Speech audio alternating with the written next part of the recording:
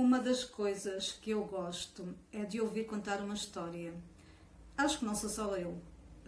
Muita gente fica fascinada quando ouve uma pessoa contar uma história interessante que capta a atenção e que, de certa forma, contribui para esclarecer a mensagem que quer passar. Através de uma história, as coisas ficam mais claras e também mais divertidas. A pessoa gosta de ouvir. E essa habilidade de contar histórias, ela treina-se, evidente. Nós, por vezes, pensamos que é uma habilidade inata. Não é. Tudo se treina. E há formas para isso. Em primeiro lugar, onde é que nós vamos buscar as histórias? As histórias podem vir da nossa vida, da vida de outras pessoas, evidente, e também dos livros, da literatura. A literatura fornece muitas histórias incríveis que nós podemos utilizar em vários momentos, em círculos de amigos, em eventos sociais, etc. Só que também muita gente me diz que, apesar de ler, de gostar de ler e de ler com alguma regularidade, não memoriza as histórias dos livros que lê. Ora, se você é uma dessas pessoas, descanse, não exaspere, porque não é a única e porque isto é absolutamente normal de acontecer. E eu vou explicar o que é que acontece. Qual é a razão científica para isso? Um homem, um alemão, cientista alemão, Hermann Ebbinghaus, e estudou o fenómeno do esquecimento. Então, ele descobriu que após uma hora de termos feito um determinado estudo, uma determinada leitura, por exemplo, nós apenas retíamos 44% da informação, ou seja, menos 50% dessa informação é aquilo que nós retíamos. Isto após uma hora. Após 24 horas, só retíamos 33% da informação, ou seja, esquecíamos cerca de 70%. E isto não é uma falha do cérebro, isto é um processo natural, é um processo normal e até necessário. Então, o que é que acontece? Nós diariamente estamos sujeitos a milhões de estímulos. O nosso cérebro está sujeito a milhões de estímulos e ele seleciona realmente aquilo que é relevante para nós, aquilo que interessa.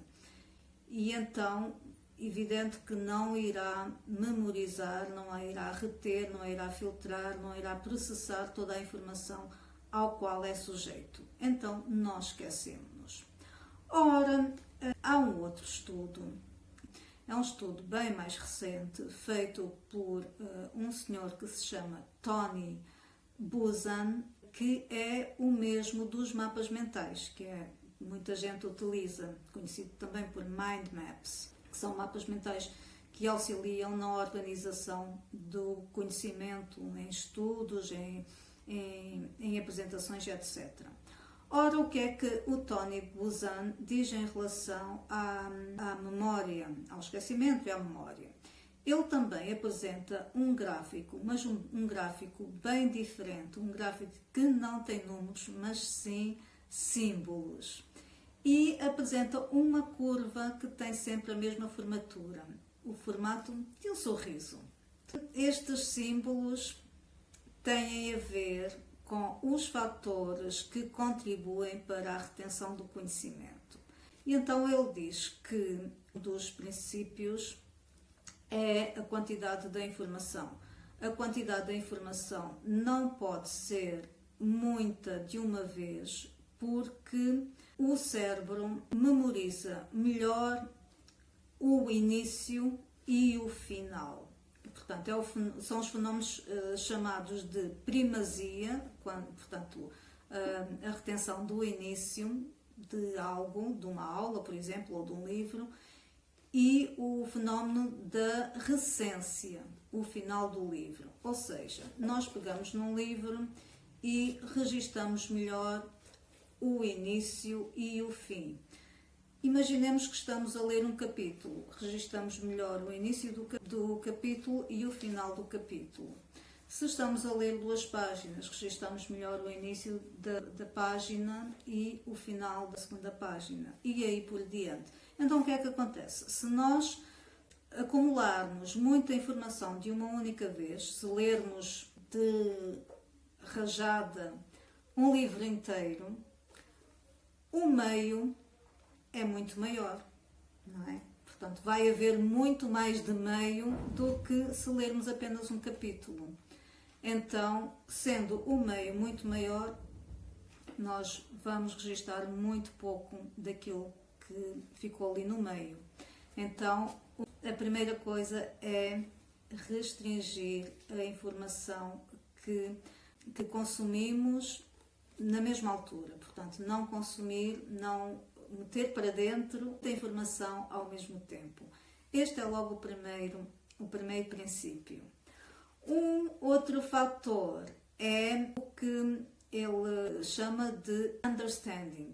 Understanding é a compreensão.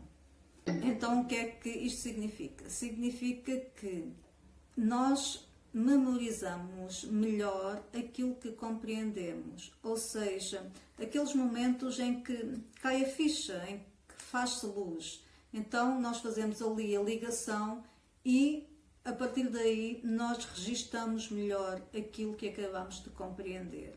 Isto é o fenómeno understanding. Outro fator que influencia muito na nossa memorização é o R, repetição. É a repetição da mesma informação.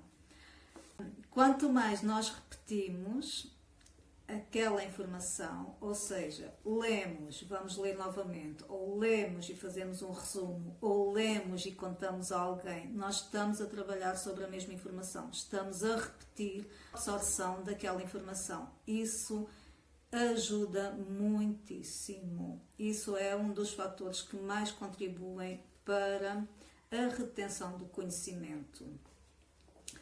Outro fator é o chamado fenómeno von Rostov, para indicar tudo aquilo que sai do padrão, ou seja, tudo aquilo que é incomum, que é invulgar, é mais facilmente registado na nossa memória.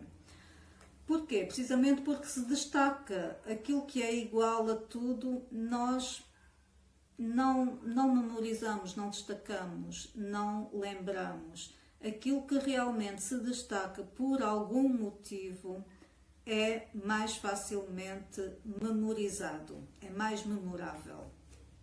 Então, se estamos a participar numa experiência qualquer em que haja algo que sai do que é normal, do que é comum, isso é mais fácil de ficar no nosso conhecimento.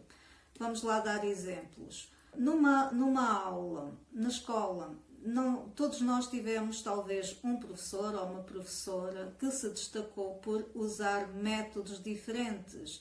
Eu, no meu caso, lembro-me, quando andava a estudar na faculdade, tinha um professor de História Contemporânea que ele contava histórias magníficas que tinham a ver com a matéria que estava a dar. Então, aquilo ficava na nossa memória. Ele contava histórias, ele fazia teatrinhos, ele representava. E eu nunca mais me esqueci de algumas coisas da matéria, precisamente por causa disso. Então, quando nós estamos a ler um livro, e imaginem, estão a ler um livro em voz alta e fazem representação, a leitura com uma certa teatralidade, isso ajuda a reter o livro na memória. Isso é o fenómeno von Rostov, que é aquilo que sai do padrão, é mais fácil de memorizar e é muito poderoso. Outro fator que influencia na retenção do conhecimento é o M, o meaning. Significa significado em inglês. Significa significado, desculpem a redundância. Então, o que é que isto quer dizer? Quer dizer que aquilo que atribuímos significado, nós tendemos a recordar mais facilmente. O que é que atribuímos significado? Há alguma coisa que nós fazemos a associação connosco, é um significado pessoal. Por exemplo, nós às vezes identificamos-nos com uma determinada personagem ou identificamos-nos com uma determinada situação que é descrita no livro. Isso faz com que registre melhor aquela passagem, registre melhor aquela história. Portanto, tem a ver com o meaning. Portanto, é este fator que ajuda muito na memorização. E depois há uma outra coisa que é o interesse. O interesse é algo que é transversal e vai fazer com que nós registremos melhor e com que a curva seja empurrada para cima. Ou seja, que o nível de retenção do conhecimento aumente. O que é este interesse? Este interesse é aquilo que nós damos mais valor em termos dos hobbies, dos nossos gostos. Evidente que se eu gosto de literatura, eu vou ter as antenas viradas para tudo aquilo que diz respeito à literatura. Se vocês gostam muito de cinema, pois vão estar mais alertas para algo que fale sobre cinema. Se gostam de fotografia, tudo o que tem a ver com fotografia vai-vos chamar mais a atenção. E assim por diante. Vocês já compreenderam a ideia, não é? Portanto, o interesse ajuda muito também na retenção do conhecimento. Estes são os fatores estudados por Tony Buzan, apresentados na sua curva da memória ou retenção do conhecimento e ajudam muitíssimo na memorização. O que é que isso tem a ver com o curso real, com o método real?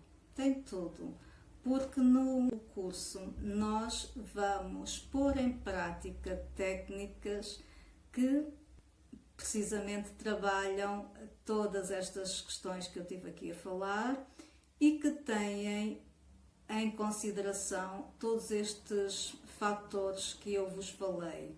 O understanding, portanto a compreensão, a repetição, o destacável, portanto o fenómeno von Rostov, aquilo que sai do padrão, o significado pessoal, o fenómeno da primazia, o fenómeno da recência, etc. Através de práticas, de exercícios, um deles é a dupla literária, outro é a leitura em voz alta.